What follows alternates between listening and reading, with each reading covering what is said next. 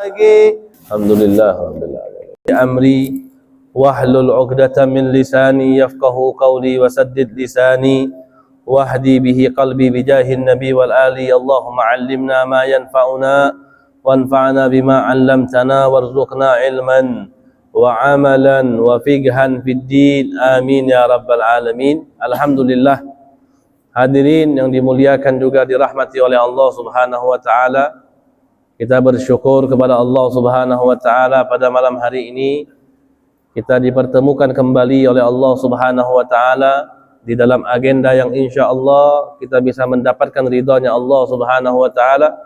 Kita bisa mendapatkan ridhanya daripada baginda Nabi besar Muhammad sallallahu alaihi wasallam sehingga kita layak nantinya menjadi hamba yang masuk surga dengan rahmatnya Allah, menjadi umat yang masuk surga dengan syafaatnya baginda Nabi besar Muhammad sallallahu alaihi wasallam. Hadirin yang dimuliakan juga dirahmati oleh Allah Subhanahu wa taala.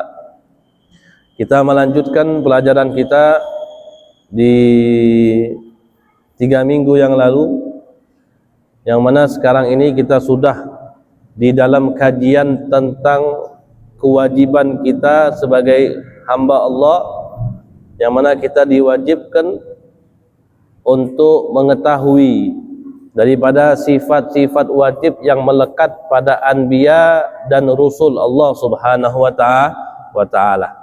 Yang mana kemarin sudah kita kaji apa itu pengertian daripada rusul, apa itu pengertian daripada nabi.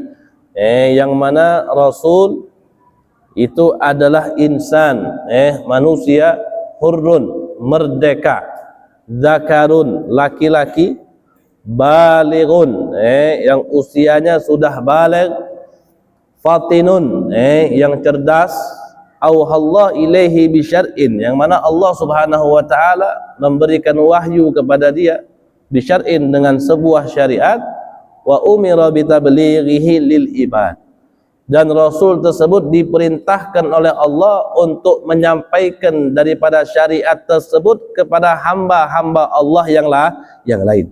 Sawa'un kana lahu kitabun amla, baik itu Rasul Allah berikan kitab suci ataupun tidak. Tidak harus setiap Rasul itu harus mempunyai kitab suci, itu tidak. Akan tetapi definisi Rasul yang kita yakini dan muktamad, pendapat yang kuat menurut pendapatnya Ahlus Sunnah wal Jamaah, Rasul itu adalah manusia, manusia. Berarti di sini malaikat Rasul bukan? Bukan. Jin Rasul bukan? Bukan. Jadi dari definisi ini kita sudah tahu bahwasannya Rasul itu yang pertama kali itu manusia. Manusia seperti kita. Bahkan Allah ciptakan Rasul daripada orang yang di sekeliling kita. Contoh salah satunya itu adalah baginda Nabi besar Muhammad sallallahu alaihi wasallam, seorang putra yang lahir di kota Mekah, yang bermarga Quraisy, itu adalah baginda Nabi besar Muhammad sallallahu alaihi wasallam, manusia. Hur, yang namanya Rasul dia harus merdeka, merdeka. Berarti yang namanya budak atau hamba sahaya itu tidak bisa dijadikan Rasul. Zakarun, yang namanya Rasul dia harus laki-laki. Berarti perempuan itu enggak jadi Rasul. Atau khunsa. Khunsa itu bahasa sekarang ini apa? Bukan bencong, bukan. Tapi seorang yang mempunyai daripada dua kelamin, itu namanya khunsa. Kalau misal ada orang zaman sekarang ini laki-laki tapi dia jadi perempuan dengan dia kemauan dia sendiri, itu dalam bahasa Arab enggak dibilang khunsa. Yang biasa kita bilang sekarang ini sebutan bencong atau banci. Khunsa menurut istilah bahasa Arab tadi seorang yang lahir dan dia memiliki daripada 2 alat kelamin. Ada alat kelamin laki-laki, ada juga alat kelamin perempuan. Ya, itu bagaimana hukum orang khunsa? Di kitab fikih itu dibahas semua. Baik itu di dalam sholatnya, baik itu di dalam dia nanti dihukumi apakah dia ini masuknya laki-laki atau perempuan. Nanti di bagian waris juga dibahas. Tapi yang dimaksud dengan khunsa itu adalah anak yang lahir dengan memiliki dua alat kelamin. Nah, terkadang kan orang itu lahir punya dua alat kelamin, terkadang ada yang bisa berfungsi, ada yang tidak. Misal dilihat dari mana faktor, misalnya kalau dia kencing, buang air misalnya, dilihat mana keluar dari mana. Dilihat juga nanti dari kecondongannya dia itu condongnya lebih mana, male, syahwat dia itu kemana, apa dia lebih condong ke laki-laki nanti, apa dia lebih condong ke perempuan. Itu nanti dibahas semua, khususnya di dalam kitab-kitab fikih, bahkan di dalam faraid itu dibahas khusus kajian ini. Tapi khunsa yang dimaksud yang seperti itu, bukan khunsa yang jadi-jadian yang seperti sekarang ini. Kalau yang sekarang ini yang sudah lahir punya alat kelamin laki-laki, kemudian dia jadi perempuan, bagaimana hukumnya? Hukumnya dia laki-laki, udah pasti. Nggak mungkin dia perempuan, nggak mungkin kita masih ragu lagi, kita masih bingung. Hukuminnya, dia ini laki-laki apa perempuan, Beb? Nggak usah ditanya. Udah pasti itu orang itu laki-laki, dan itu orang yang dilaknat oleh Allah Subhanahu wa ta'ala, al-mutasyabbihina bin nisa. Laki-laki yang mengikuti perempuan yang mengikuti laki-laki dengan stylenya, gayanya, caranya, pakaiannya. Itu semua adalah orang-orang yang bakal dilaknat oleh Allah Subhanahu wa ta'ala. Nggak boleh kita sukai, nggak boleh kita tonton, nggak boleh kita dukung, nggak boleh kita temani, nggak boleh. Orang-orang yang seperti itu ya harus kita jauhi. Jangan sampai kita tadi asyik melihatnya. Seperti yang ada di sosial media, sosmed sekarang ini, di Instagram, di YouTube dan yang lainnya. Sekarang itu dipamerkan, diajak teman, dijadikan artis, dijadikan panutan oleh kebanyakan orang. Padahal itu ada sesuatu hal yang salah. Itu adalah sesuatu hal yang salah. Nah, Nabi itu zakar, laki-laki. Bukan itu dia perempuan, bukan juga Nabi itu khunsa. Zakarun, balighun, yang sudah baligh, bukan balita lagi, bukan balita. Nabi yang sudah baligh. Fatin, yang cerdas. Kamaluz zakah, kecerdasannya itu sempurna. Nabi itu harus cerdas, karena Nabi itu adalah sosok orang yang kita sebagai hamba, sebagai umat wajib mengikuti orang tersebut. Kira-kira kalau ada orang nih wajib untuk kita ikuti, menjadi panutan, tentunya orang tersebut pasti harus orang yang cerdas. Kalau kita ngikutin orang yang misalnya minta maaf, yang tolol, yang bego, bagaimana? Yang nggak cerdas, nggak mungkin. Yang harus kita ikuti adalah orang yang fatin. Maka Nabi itu harus cerdas. Harus cerdas. Fatinun auhallah ilaihi bisyar'in, yang Allah wahyukan dia dengan syariat. Wa umira bitablighihi lil ibad, dan Rasul itu adalah orang yang Allah perintahkan apa yang Allah wahyukan kepada dia, Allah perintahkan untuk sampaikan kepada hamba-hamba Allah yang lain. Sawaun kana lahu kitab amla, baik itu Nabi dia punya kitab suci atau tidak. Maka tadi keluar semua dari definisi ini, keluar semua. Malaikat bukan rasul, jin bukan rasul, perempuan bukan rasul, yang punya alat kelamin dua tadi bukan rasul, anak kecil juga bukan rasul. Yang selain itu bisa dikategorikan rasul. Laki-laki merdeka, cerdas, sudah balik, Allah berikan dia wahyu sebagai dengan syariatnya, dan Allah perintahkan dia untuk menyampaikan wahyu tersebut. Itulah yang dinamakan dengan rasul. Maka di sini di dalam kitab kita ini dijelaskan Al-wajib fi haqqihim alaihimus salatu wassalam. Maka yang wajib bagi Rasul alaihimus salatu wassalam, seperti apa yang dikatakan oleh Nazim, arsala anbiya zawi fatanah bisidqi wat tablighi wal amanah. Jadi apa sifat wajib bagi Rasul? Itu ada 4. Arsala anbiya, Allah subhanahu wa ta'ala mengutus para nabi, yang mana para nabi tersebut zawi itu mempunyai apa nabi tersebut? Sifat. Apa aja sifatnya? Ada 4. Fatonah, nabi itu harus fatonah, harus sempurna. Zakatnya, kecerdasannya dia harus sempurna. As-sidik, harus jujur. Jadi apa yang dia sampaikan di dalam kenyataannya itu betul-betul memang ada dan itulah faktanya. Harus seperti itu. Jadi omongan Rasul tersebut harus sesuai dengan realita yang ada. Nggak boleh Rasul itu bohong, nggak boleh. Kalau Rasul itu bohong, maka apa yang disampaikan oleh Allah bisa dijadikan bohong sama Rasul. Maka itu adalah sesuatu hal yang mustahil. Maka Rasul itu harus apa? Sidik, harus jujur. At-tabligh, Nabi dan Rasul itu harus mempunyai sifat tabligh, menyampaikan apa yang memang diperintahkan oleh Allah dan diizinkan oleh Allah untuk menyebarkan hal tersebut. Jadi gak semua nabi, gak semua rasul itu harus menyampaikan apa saja yang diwahyukan oleh Allah. Jadi jangan salah paham, gak semua apa yang diketahui oleh nabi itu harus diberitahukan kepada kita. Ada informasi, pengetahuan yang cukup hanya diketahui oleh Nabi besar Muhammad Sallallahu Alaihi Wasallam. Ada juga pengetahuan yang diperbolehkan, bahkan diharuskan untuk Nabi menyebarkan daripada pengetahuan tersebut.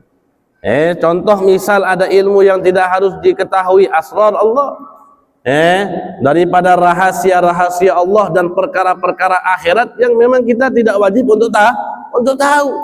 Dan kalau sekiranya kita tahu, mungkin pengetahuan tentang hal tersebut bukan menjadikan kita lebih dekat dengan Allah, tapi bisa jadi menjadikan kita lebih jauh lagi daripada Allah subhanahu wa ta'ala. Maka ilmu-ilmu tersebut tidak wajib untuk kita ketahui, dan Nabi pun di dalam menyembunyikan ilmu tersebut tidak dianggap bersalah. Jadi menyampaikan itu ilmu-ilmu yang patut saja disampaikan oleh baginda Nabi besar Muhammad Sallallahu Alaihi Wasallam. Yang keempat, al-amanah. Seorang nabi harus mempunyai sifat amanah.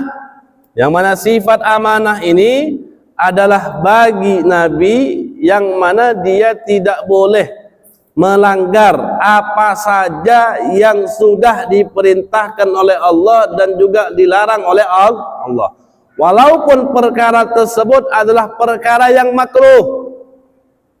Bukan hanya perkara yang haram saja, tapi perkara yang makruh pun seorang nabi tidak boleh melakukan daripada perkara tersebut, apalagi perkara yang haram. Kalau misalnya ada nabi dia melakukan perkara yang haram, misalnya ada nabi copet, kan nabi ini kan qudwah, pemimpin dan sebagai contoh. Kalau dia nyopet misalnya, nanti orang bilang nyopet itu halal. Oh, kenapa halal? Nabi aja nyopet, boleh atau tidak? Makanya tidak boleh. Maka nabi itu harus amanah, melakukan apa saja yang diperintahkan oleh Allah, dan tidak boleh melakukan sesuatu hal yang haram, bahkan sesuatu hal yang makruh. Bahkan darajatnya para aulia saja, mereka itu tidak mau melakukan perkara-perkara yang makruh. Apalagi para anbiya war rasul, apalagi para nabi dan para utusan-utusan Allah Subhanahu wa ta'ala. Nah, kita lihat nih, apa penjelasannya? Apa definisi daripada semua sifat-sifat wajib para anbiya di sini disebutkan? Al-mufradat, kosakata. Anbiya bihadzfil hamzatil mamdudati lid-darurah. Awalnya seharusnya anbiya'u, ada hamzahnya. Tapi di syair ini dibuang hamzahnya. Kenapa dibuang hamzahnya? Daruratus syi'ri, keperluan di dalam syair. Jadi di dalam mengatur syair itu ada sudah ada aturan-aturannya. Jadi ada beberapa lafadz memang boleh dibuang. Kenapa? Kebutuhan untuk mengarang syair ini agar syair ini sesuai dengan wazannya. Sesuai dengan wazannya, makanya dibuang, dan itu tidak membahayakan arti atau yang lain. Anbiya jam'u nabi. Anbiya itu kata atau kalimat dari jam'u nabi, dari jamaknya kata nabi. Nabi itu nabi, satu nabi. Kalau anbiya itu 3 sampai ke atas.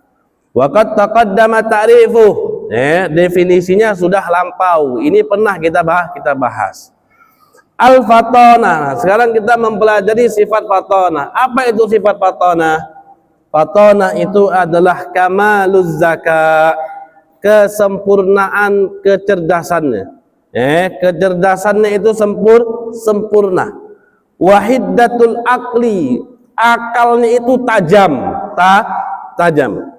Akal itu kan kalau orang pinter banget tuh tajam, akalnya tajam. Bahkan diriwayatkan kalau ada orang yang sampai pinternya itu keterlaluan, kalau dia nggak mampu untuk menahan tajamnya akal tersebut, bisa mati dia. Bisa mati karena tajamnya akal tadi. Hiddatul akal. Jadi seorang nabi itu akal itu harus tajam. Fi ilzamil khusum fil muhajjajah.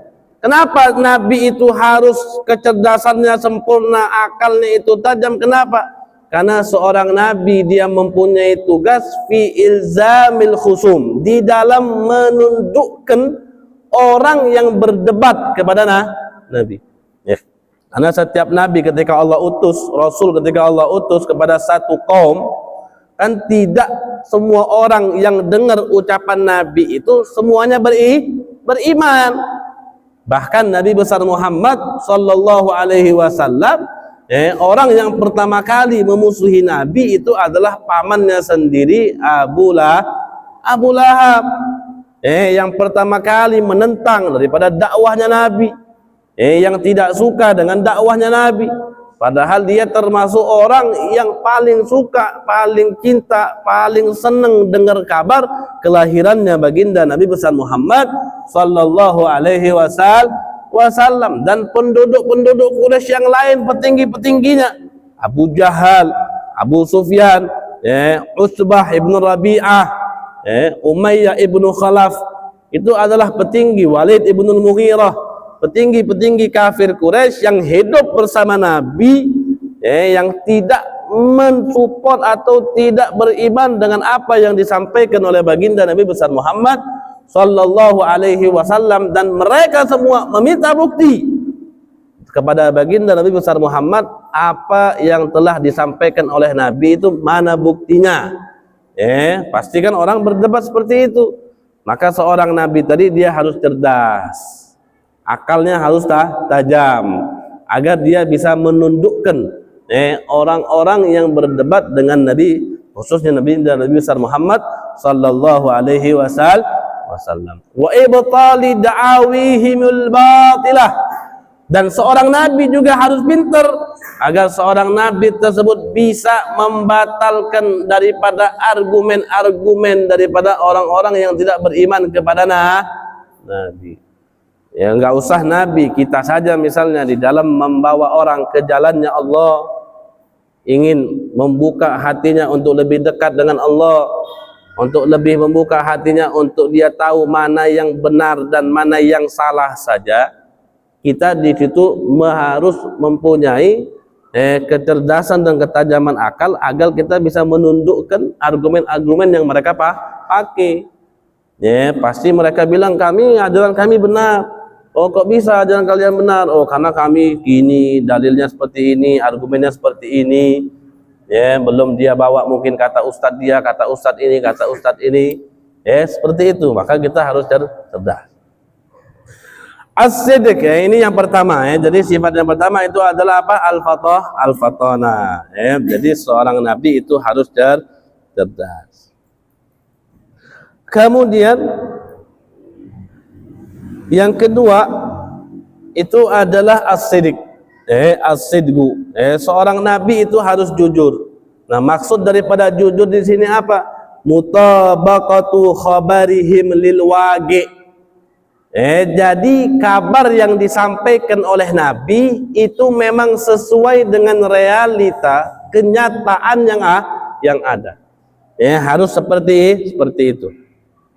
Dari apa yang di dakwahum lirrisalah wa fima yuballighunahu anillah. Dari apa yang mereka yakini dan yang mereka akui bahwasannya mereka itu nabi, dan dari apa yang dibawa dari Allah dan disuruh mereka menyampaikan daripada dakwah tersebut. Itu as-sidq. Jadi apa jujur? Maksud di sini kata jujur itu apa? Mutabaqatu khabarihim lil waqi'. Jadi sesuai, kabar mereka itu sesuai dengan realita yang ada. Itu yang dinamakan dengan as-sidq. Sekarang at-tabligh. Sifat yang ketiga itu adalah at-tabligh. Tabligh ini apa? Menyampaikan ini apa? Ta'limuhumun nasa syara'iullah. Nabi itu mengajarkan manusia tentang syariat-syariatnya Allah Subhanahu wa ta'ala.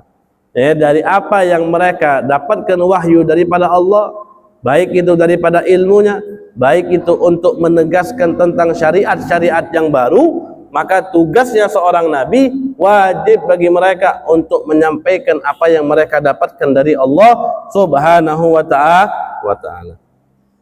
Liyurshiduhum ila sa'adati fid dunya wal akhirah, agar nabi tersebut bisa menunjukkan kepada hamba-hamba Allah yang lain kepada kehidupan yang bahagia, baik itu di dunia ataupun di akhirat. Nah, jadi tapi menyampaikan ilmu, seperti yang saya bilang tadi di awal, tidak semua ilmu itu wajib disampaikan oleh nabi. Jadi nabi itu ada 3 bagian. Di dalam sifat tabligh itu ada 3 bagian.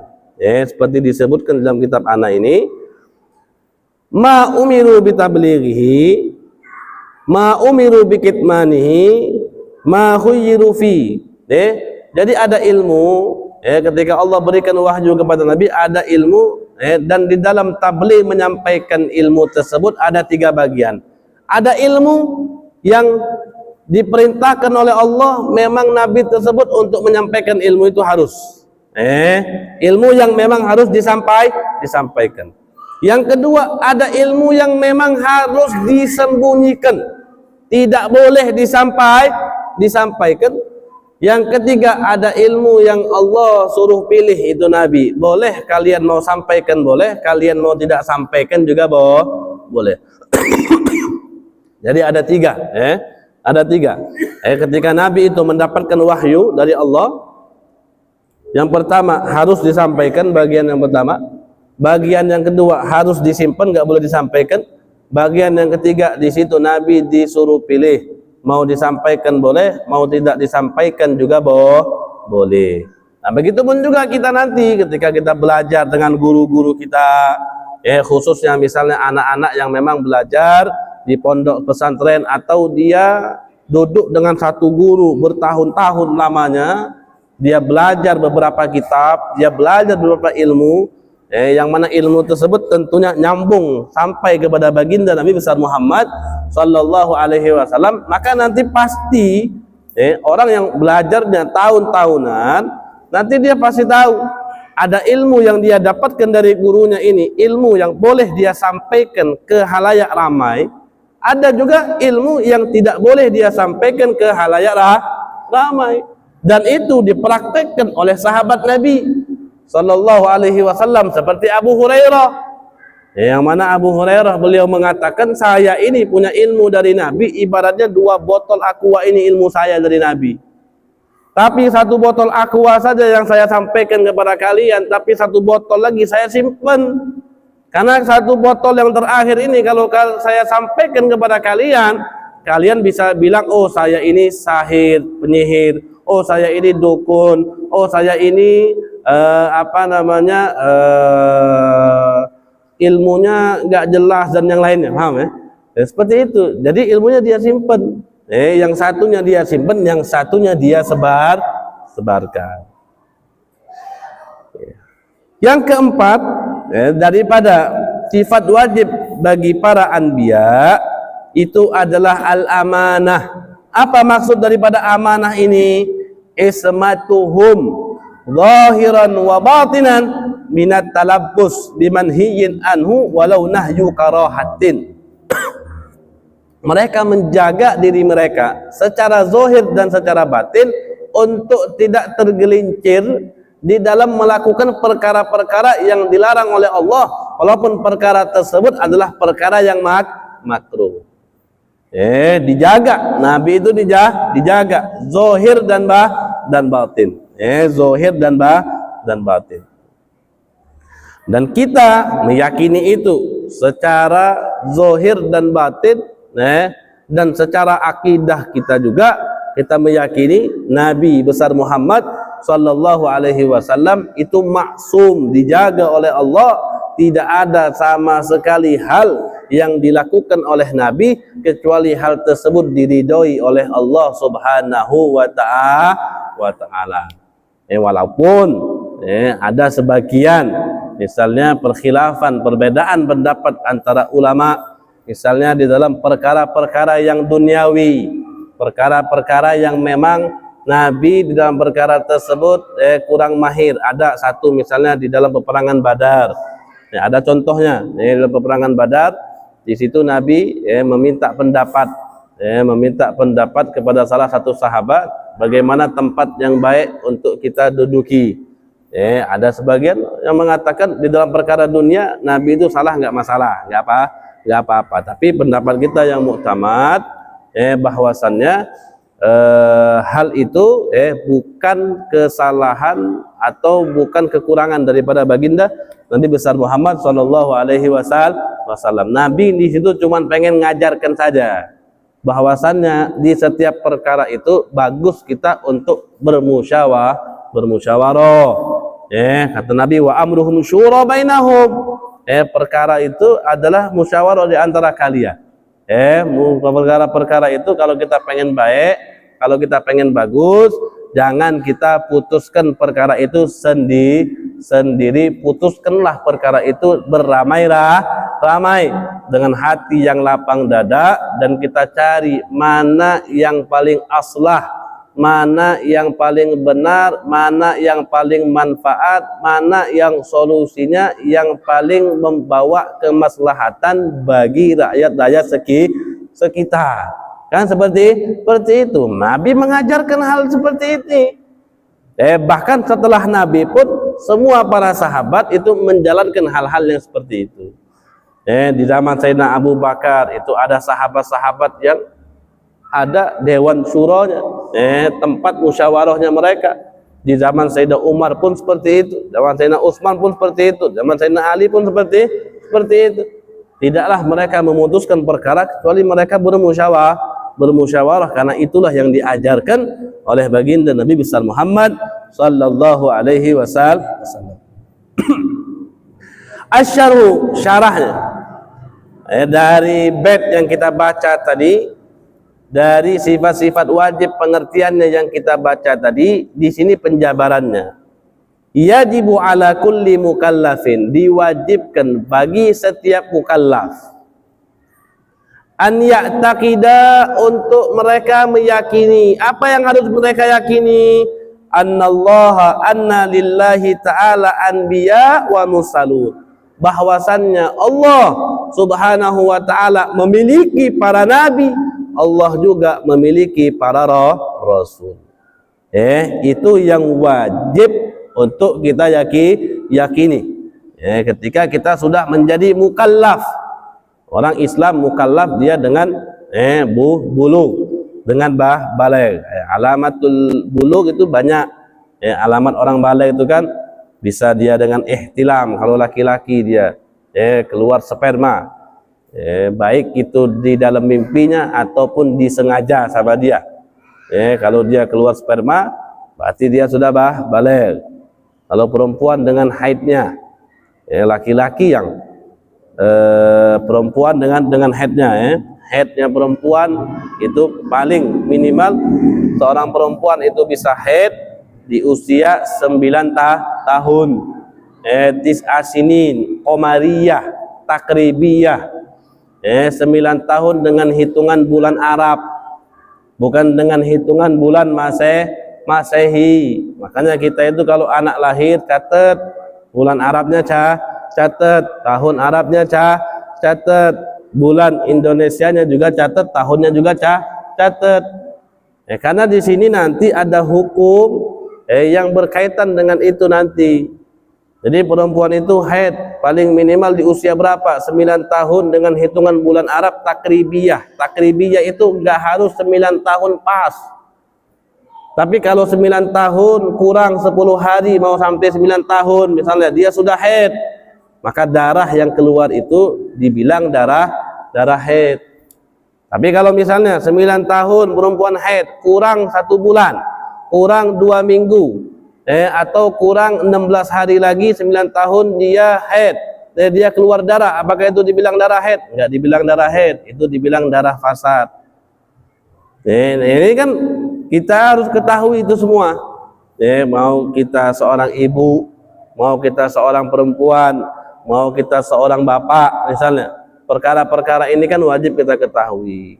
Apalagi kalau kita mempunyai anak perempuan, agar jelas hukumnya itu seperti apa.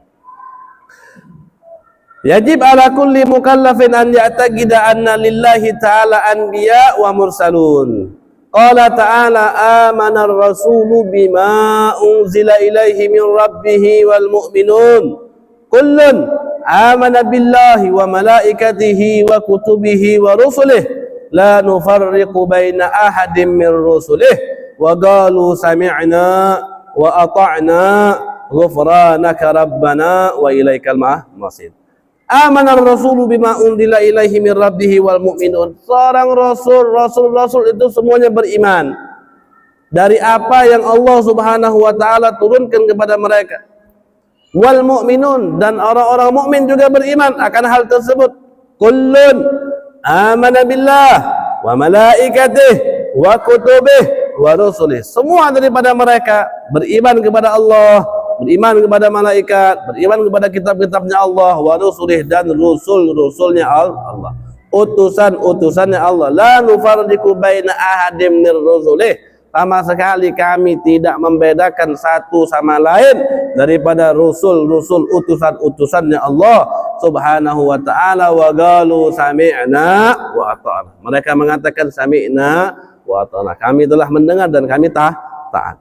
Ghufranaka rabbana wa ilaikal masir.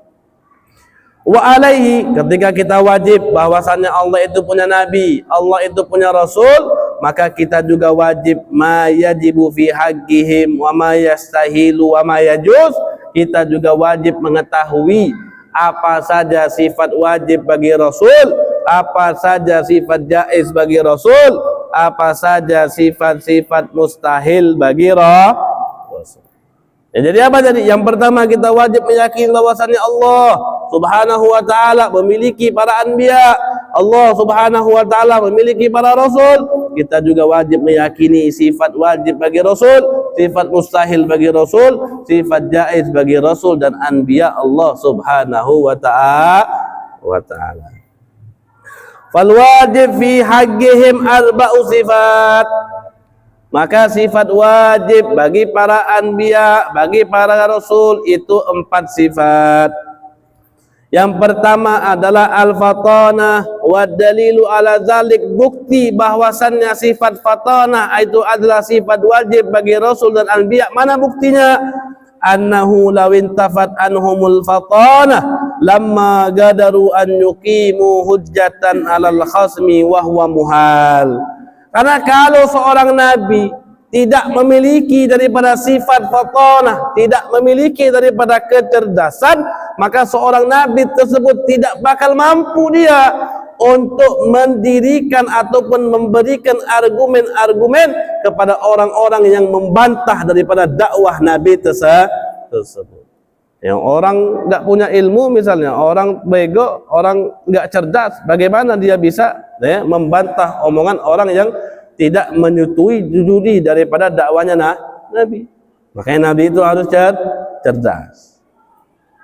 Lianna al-Qur'ana dalla fi mawadi'a katsiratin ala iqamatihimul hujjah 'alal khasmi, dan Quran itu memberikan bukti di dalam tempat-tempat yang begitu banyak bahwasannya para anbiya mereka semua bisa untuk memberikan hujjah-hujjah kepada orang-orang yang tidak menyetujui daripada apa yang dibawa oleh para anbiya dan para rasul.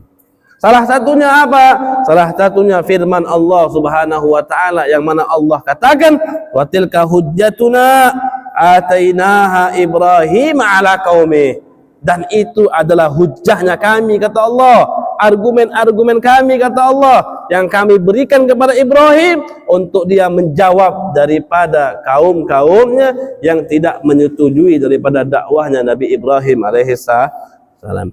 Narfa'u darajatin man nasya', kami mengangkat derajat orang yang kami inginkan, kata Allah. Orang yang Allah inginkan, Allah mau angkat derajatnya, Allah angkat derajatnya.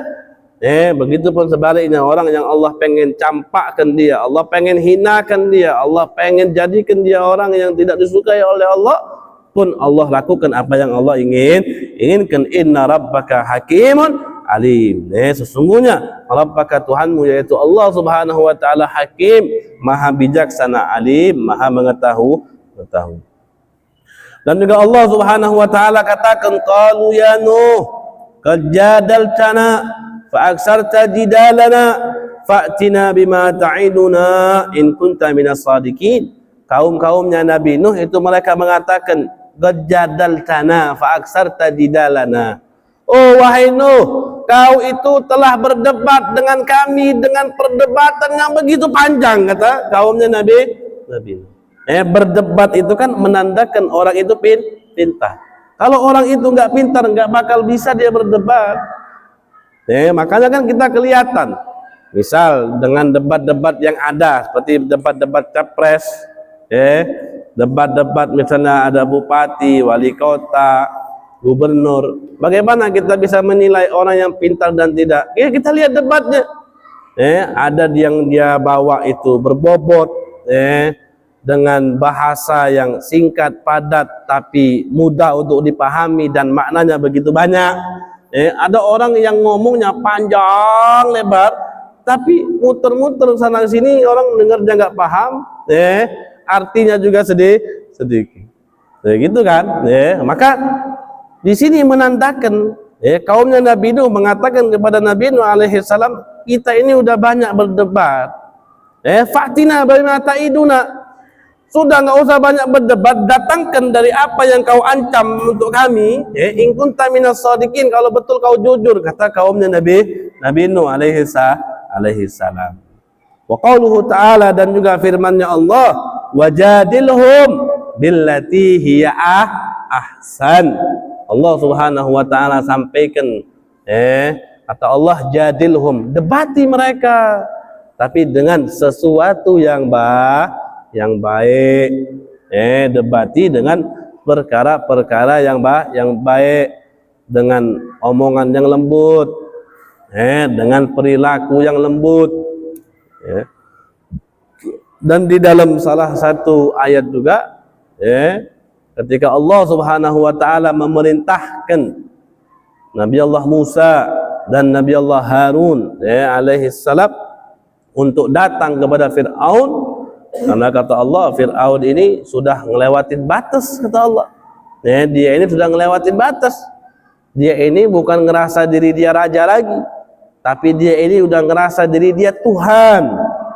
Maka kalian datangi wahai Musa dan Harun itu Fir'aun, faqula lahu qawlan layyina la'allahu yatadhakkaru aw yakhsha. Katakan Musa, katakan Harun kepada Fir'aun dengan perkataan yang lembut, kata Allah Subhanahu wa taala, mungkin saja dia sadar, mungkin saja dia takut, kata Allah Subhanahu wa taala. Itu Firaun. Bukan maksiat lagi dia. Bukan nyopet lagi dia. Bukan berzina lagi dia. Bukan musuhin orang lagi dia. Tapi dosanya dia mengaku diri dia tuh Tuhan. Tapi Allah perintahkan Nabi Musa dan Harun, katakan kepada dia dengan perkataan yang lembut. Wa aidan li'annana ma'muruna bil iqtida wal muqtada bihi la yakunu balid.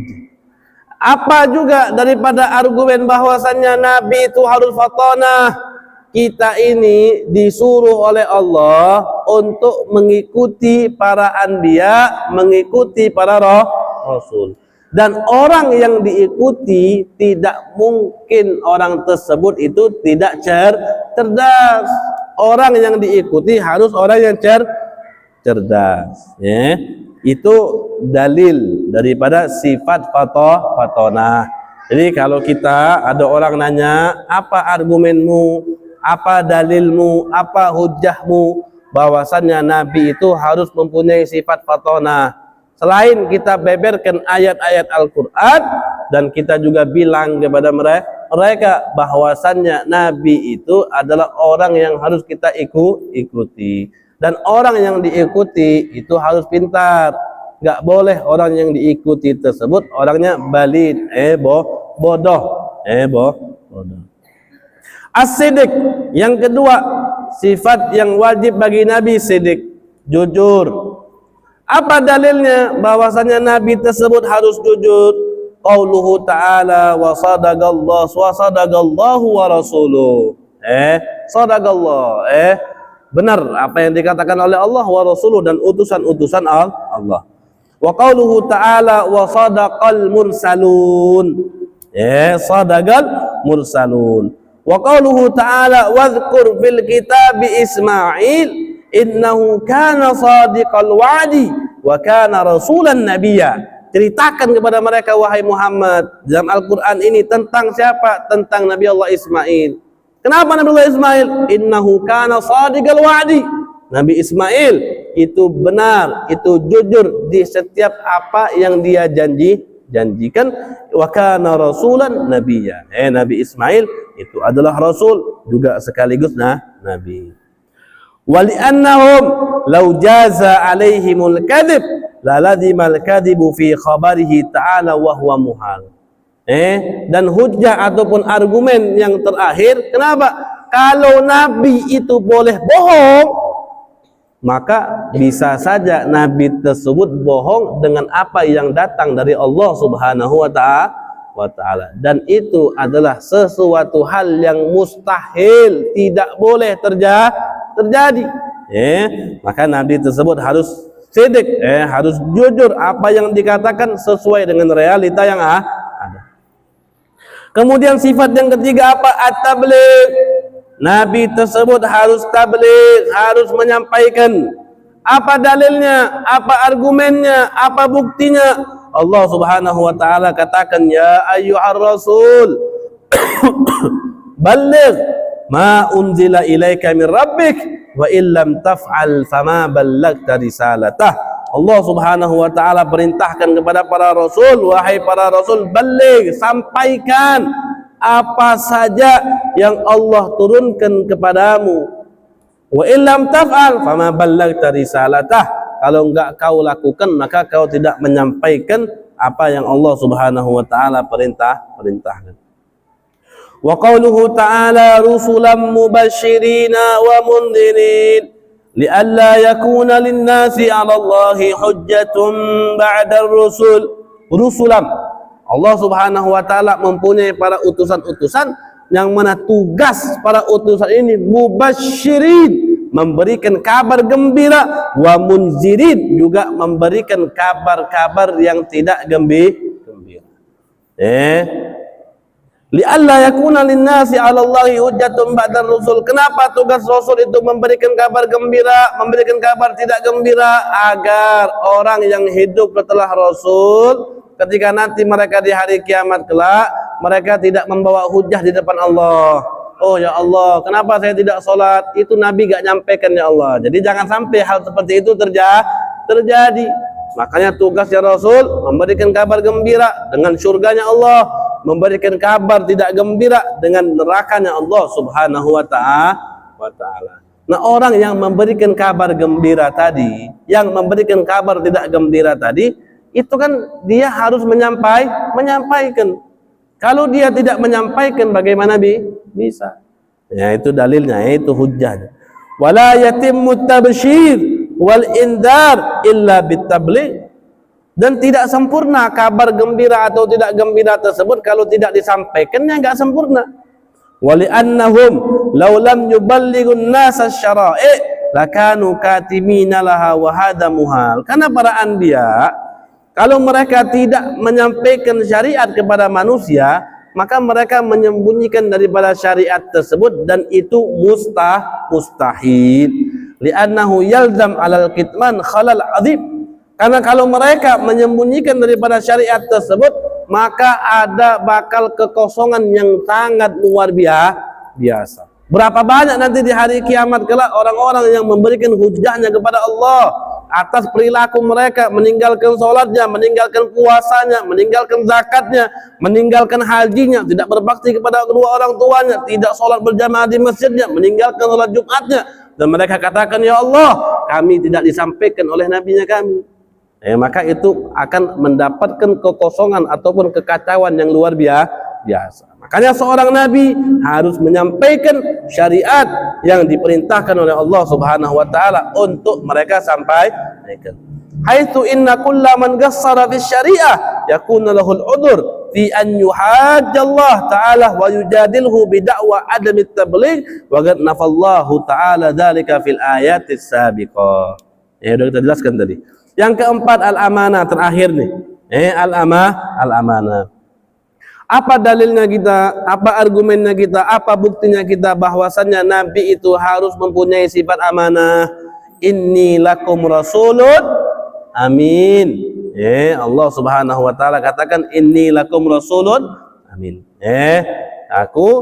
Sesungguhnya aku lakum, berikan kepada kalian rasulun amin, rasul yang amin, yang terpercaya. Amin di sini maksudnya apa? Amin di sini maksudnya rasul-rasul yang tidak melakukan hal-hal yang bermaksiat kepada Allah. Wa qauluhu ta'ala innallaha la yuhibbul khainin. Dan Allah mengatakan sesungguhnya Allah tidak mencintai orang-orang yang berkhianat. Orang-orang yang berkhianat. Wali'annahum law khanu bi fi'lin muharramin aw makruhin lan qalabal muharramu wal makruhu ta'atan fi haqqihim. Jadi kalau Nabi tadi boleh melakukan perkara yang haram, kalau Nabi itu lakukan, maka perkara yang haram itu bisa menjadi perkara yang halal nanti disangka orangnya. Karena Nabi itu kan harus kita ikuti. Jadi kalau Nabi itu maling, orang lihat ya, Nabi aja maling. Nabi aja malik. Nabi enggak sholat, Nabi aja enggak sholat. Gitu Lianna Allah Ta'ala amarna bil iqtida' bihim fi aqwalihim wa af'alihim wa ahwalihim. Karena Allah tadi nyuruh kita untuk mengikuti Nabi dari ucapannya, dari pekerjaannya, dari keadaan yang mereka tampilkan. Kita semua wajib mengikuti Nabi, khususnya Nabi besar Muhammad sallallahu alaihi wasallam. Maka oleh karena itu, karena dia orang yang diikuti, karena dia orang yang dicontoh, karena dia orang yang harus menjadi panutan, maka Nabi tersebut dia harus cerdas. Nabi tersebut tidak boleh juga melakukan perkara-perkara yang diharamkan oleh Allah, bahkan perkara-perkara yang dimakruhkan oleh Allah Subhanahu wa ta'ala. Maka inilah sifat-sifat wajib para anbiya yang harus kita ketahui. Begitupun juga dalil-dalilnya, bukti-buktinya daripada 4 sifat tersebut. Insya Allah dengan pelajaran ini kita sudah bisa memahami apa itu sifat fatanah, apa itu sifat amanah, apa itu sifat sidik, apa itu sifat tabligh, dan kita juga bisa mengetahui bukti-bukti, dalil-dalil baik itu daripada Al-Quran, juga daripada dalil-dalil secara akal, yang mana ini semua insya Allah bisa menjadi penguat daripada iman kita dengan apa yang datang dari para anbiya, khususnya yang datang daripada baginda Nabi besar Muhammad sallallahu alaihi wasallam. Mungkin sekian saja.